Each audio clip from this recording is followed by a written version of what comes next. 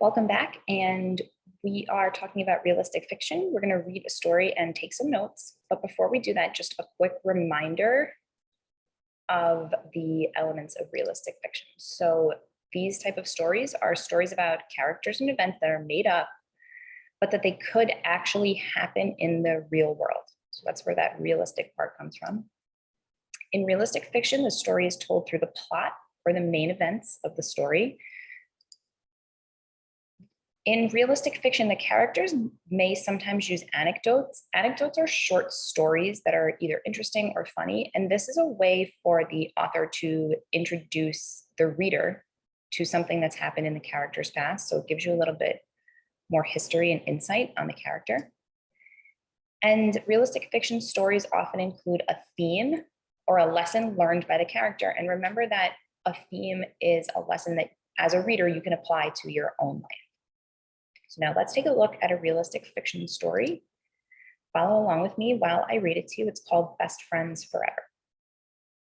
Angie and I had been best friends ever since kindergarten, and we liked doing a lot of things together, like drawing pictures, acting in school plays, and playing the recorder in the school band.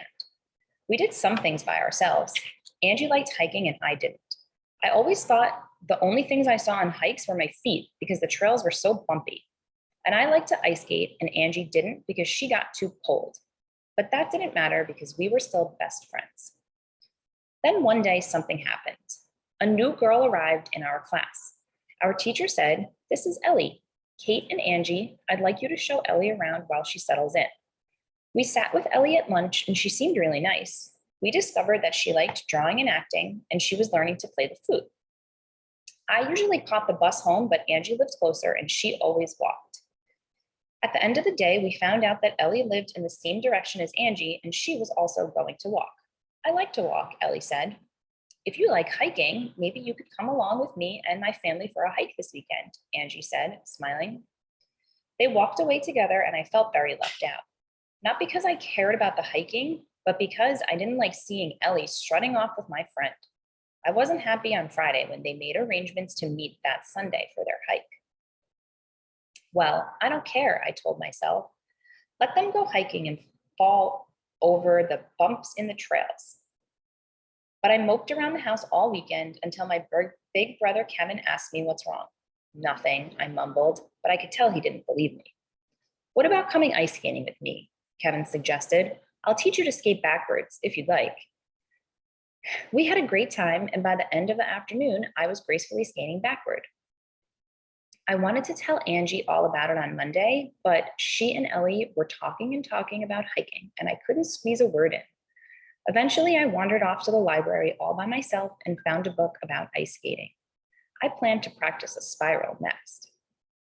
After school, Angie asked me where I disappeared to at lunchtime. "What do you care?" I thought, but I shrugged my shoulders and said, "Just to the library," and I held up my book. "Can you really ice skate?" Ellie asked excitedly. "I've always thought it would be amazing to learn ice skating. Could you teach me?" "I suppose I could," I said. "Maybe next weekend." I thought about it on the bus on the way home. 2 best friends are fine, I realized, but maybe 3 best friends, well, maybe that could be even better. Okay, so now let's take a look at this organizer and how we can use it to organize the information from this realistic fiction text. So I have my organizer on the left, and I put all of the text from the story on the right, and we are going to take notes using the text. So starting off with the characters, who are the characters in this story? The characters are Angie, Ellie, and Kate. So the story is told from Kate's point of view, and it in the first sentence, one of the characters is introduced, Angie, and then you have to read on a little bit to find the names of the other 2 characters. So Angie, Ellie, and Kate, what makes them realistic? Well, they're realistic because they're kids and they are relatable.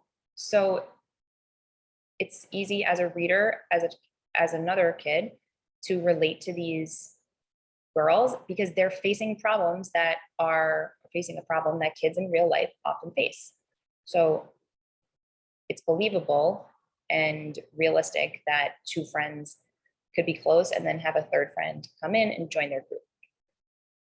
So for the setting, what is the setting? Well, there are a few different settings in this story.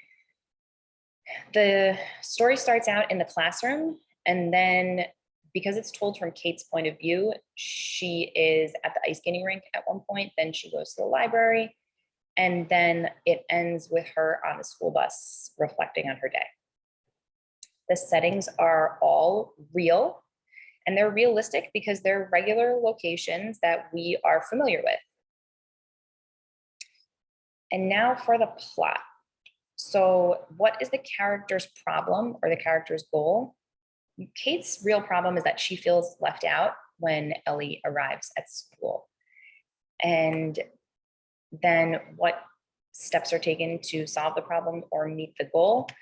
So Kate, at first, she sort of backs away from the problem, but then she learns something new, which is the backwards ice skating. And when she eventually speaks to Ellie about it, she realizes that she and Ellie have something in common too.